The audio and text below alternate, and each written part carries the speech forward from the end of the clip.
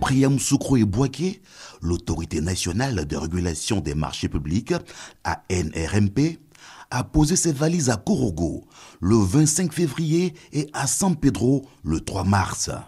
Dans ces deux localités, la présence de l'ANRMP a suscité beaucoup d'intérêt pour les acteurs de la commande publique. Je suis opérateur économique à San Pedro. Comme je compétis souvent pour le marché public, donc j'ai appris qu'il y a un séminaire d'information pour le marché public à San Pedro. Donc je pars pour m'informer sur des nouvelles dispositions. Nous avons été conviés à ce séminaire par le président de l'ARMP. Donc il a voulu bien que tous les membres du corps préfectoral du district de Savanes viennent à ce séminaire pour s'approprier évidemment les nouvelles mesures sur la passation des marchés publics. Et cela est très important puisqu'en région, le préfet du département est celui qui approuve les marchés. Donc c'est tout à fait normal que ce dernier-là puisse s'approprier toutes les nouvelles réformes en la matière. C'est bienvenu d'abord ce séminaire. Vous savez que ça entre dans le cadre de la bonne gouvernance. On connaît tous les problèmes qu'il y a autour de la passation des marchés publics.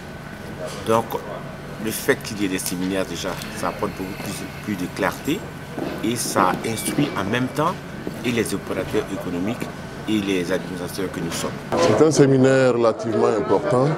Vous savez que ce sont les marchés publics qui régissent effectivement, je dirais même à 70%, toutes les actions et opérations que nous menons dans la région.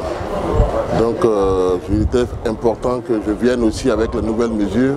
Donc les trois thèmes qui ont été développés, je pense que m'intéressent et je pense que intéressent notre région. Donc je ne pouvais pas ne pas être à une telle rencontre. Les attentes de ces acteurs de développement ont trouvé réponse à travers l'exposé des nouvelles mesures faites par les directeurs régionaux des marchés publics. On peut citer entre autres changements les nouveaux seuils de référence. 100 millions au niveau central et 30 millions pour les collectivités territoriales. Un allègement des critères administratifs en différant la production des attestations fiscales et sociales à l'étape de l'approbation du marché et une prolongation des détails de validité de ces pièces.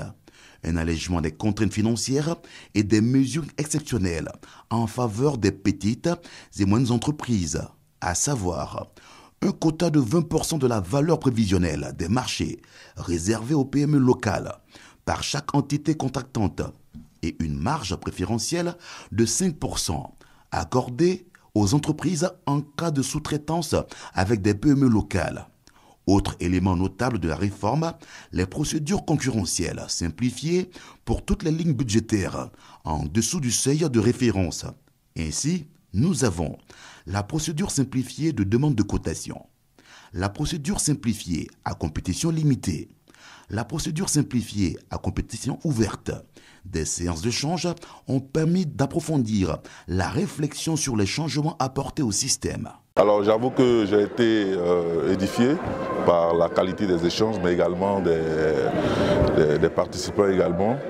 Et nous avons été instruits des nouvelles dispositions relatives donc, au marché public. Nous avons bénéficié ici en région en tant qu'acteur de la commande publique donc, de tout ce savoir-là. Cette formation nous a permis quand même de maîtriser quand même certains contours. Ça nous a permis également de faire part de nos difficultés en matière de gestion de la commande publique ici en région. D'après ce qui ressort du séminaire, les textes ont changé. Donc il faut pouvoir véritablement s'en imprégner. Voilà, l'effet de pouvoir facilement piloter tous les projets au niveau du port autonome de San Pedro. Objectif atteint pour la NRMP qui, au travers de sa politique de vulgarisation des nouvelles mesures de passation, veut fédérer tous les acteurs de la commande publique autour d'une vision commune, la bonne gouvernance dans les marchés publics. Les marchés publics étaient considérés comme un domaine réservé, un domaine corrompu. Aujourd'hui, on est arrivé à démocratiser quand même les marchés publics. On a également une culture de la plainte. C'est important parce que pour réformer un système, il faut qu'une culture de la plainte puisse se développer. Et aujourd'hui, les résultats qui vous ont été présentés démontrent bien que cette culture, ça a pris. Le ferment a pris puisque nous avons 150 et quelques plaintes qui sont déposées au niveau de l'autorité pour contester justement les marchés ou les procédures de passation des marchés qui sont en cours. Donc pour nous c'est une grande avancée parce que si le secteur privé s'approprie la culture de la plainte, ça va pousser justement à une meilleure réforme et à encore une transparence plus développée au sein des marchés publics.